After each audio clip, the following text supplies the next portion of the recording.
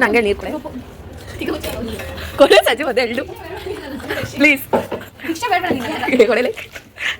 ಬರೀ ಇಂಥದೆಯ. ಹಾಯ್ ಎಲ್ಲರಿಗೂ ನಮಸ್ಕಾರ, welcome back to my YouTube channel. ಎಲ್ಲರೂ ದಯವಿಟ್ಟು ಸಬ್ಸ್ಕ್ರೈಬ್ ಮಾಡಿ, ಶೇರ್ ಮಾಡಿ, ಕಮೆಂಟ್ ಮಾಡಿ.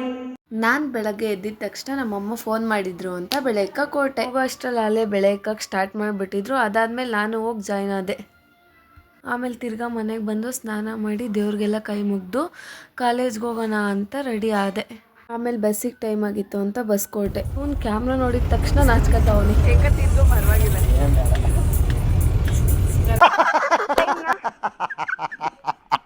ಕೊನೆಗೂ ಇನ್ನೇನು ನಮ್ಮ ಸ್ವಾಮೀಜಿ ಸರ್ಕಲ್ ಬಂದಿದ್ದಾಯಿತು. ಇನ್ನೇನು ಬಸ್ ಇಳಿಬೇಕಿತ್ತು.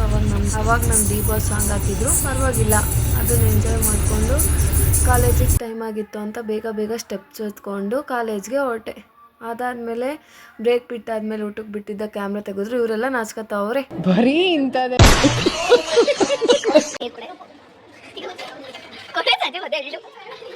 ಪ್ಲೀಸ್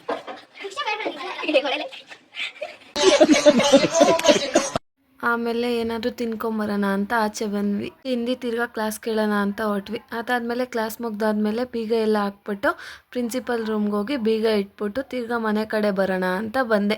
ರೋಡಲ್ಲಿ ಬರಬೇಕಾದ್ರೆ ಎಷ್ಟು ಚೆನ್ನಾಗಿ ಕಾಣ್ತಾ ಇತ್ತು, ಹೂವು ಎಲ್ಲ ಸಕ್ಕತ್ತಾಗಿತ್ತು. ಫ್ಲವರ್ಸ್. ಅದಾದಮೇಲೆ ಈ ವೆದರಿಗೆ ಟೀ ಕುಡಿಯೋಣ ಅಂತ ಟೀ ಕುಡಿಯೋಕೆ ಹೊರಟೆ.